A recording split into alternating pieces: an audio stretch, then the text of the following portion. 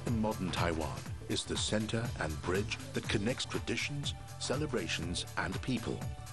It's the binding element that embodies a food that Taiwanese know and love. But more than that, rice is the heart and soul of the people of Taiwan.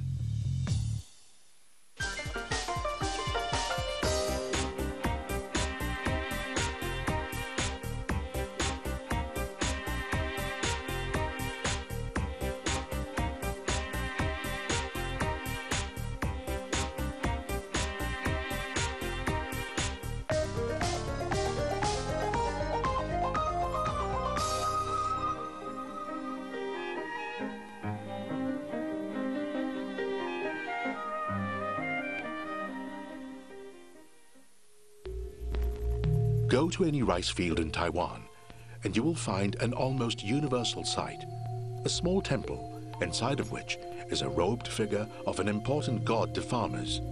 This is Tu Di Gong, god of the earth. Farmers pray to him faithfully and respectfully.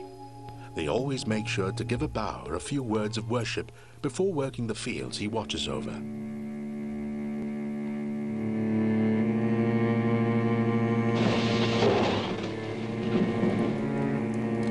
There's a belief that if Tu Di Gong hears the farmers' prayers, the heavens will be generous and the spring rains will come.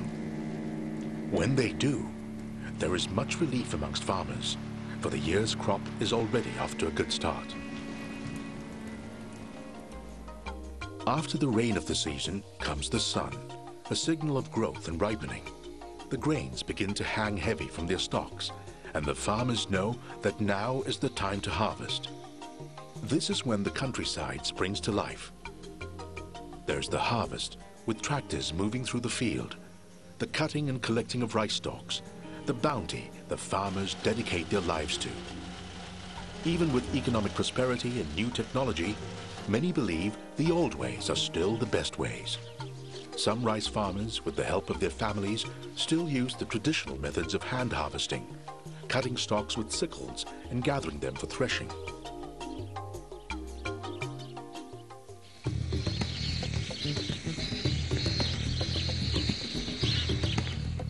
Drying grains is an important part of the harvest. While there are modern techniques for this process, some prefer to use the older ways, raking rice and leaving it out in the sun to dry. The courtyards of old Taiwanese farmhouses are the perfect place for rice grains to dry.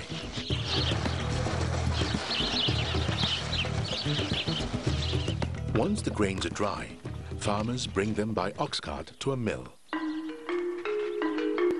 In the traditional capital of Tainan, old-fashioned rice mills like this one still stand, serving the needs of farmers who still use the old ways. The milling process is critical to the harvest. It is here that an antiquated system of pulleys, gears, and conveyor belts remove the husk from the rice, leaving them undamaged, their delicate pearly centers intact.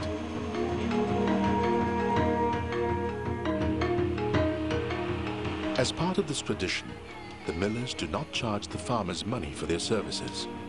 Instead, the old barter system is still in place, with services rendered in exchange for a certain amount of the rice just milled.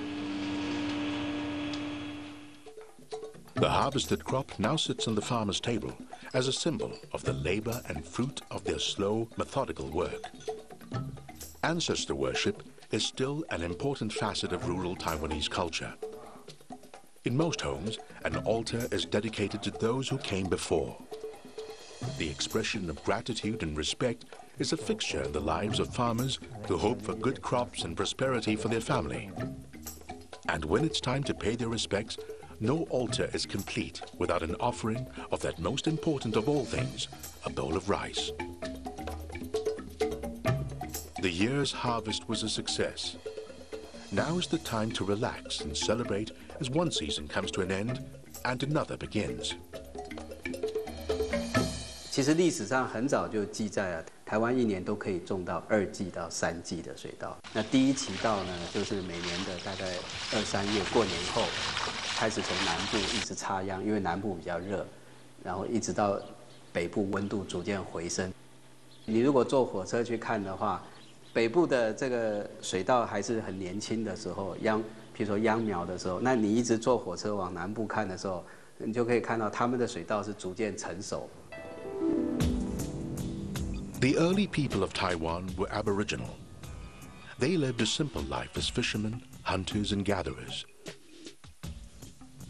Rice cultivation only came later, when the first people from China arrived and began to settle the land. But there's a mystery in the history of rice growing in Taiwan. In Tsisangyan in the north and Niaoshong village in the south, archaeologists have discovered fragments of pottery over 3,500 years old. On these fragments are the imprint of rice husks. 至于说这些芝山岩文化，还有在南部所挖到的，比如说鸟松文化，他们是由哪一些民族来栽培的？到目前也是没有定论。比较怀疑的就是说，他们可能是跟我们的大陆的沿海的文化是有一些关联，因为器具上有些是类似的。那但是呢，到目前来说，还是有不同的学者，他们有不同的这个看法。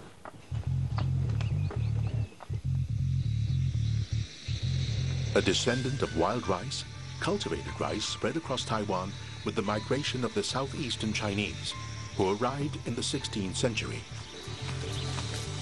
With their arrival came the technique of wetland farming. The technique was so successful that rice was sent back to southeastern China, and soon Taiwan became a major source of rice cultivation. As rice cultivation was developed and refined, a unique use for glutinous rice was discovered and used: construction. A 17th century fortress in Taiwan named Anping still stands to this day. The wall was cemented together not with mortar, which had yet to be invented, but with a mix of sticky rice, crushed oyster shells, brown sugar, and lime. In other parts of Taiwan, glutinous rice constructions are still found to this day. And as with many things, as time progresses, the uses of rice itself have changed to adjust to the move from the country to the city.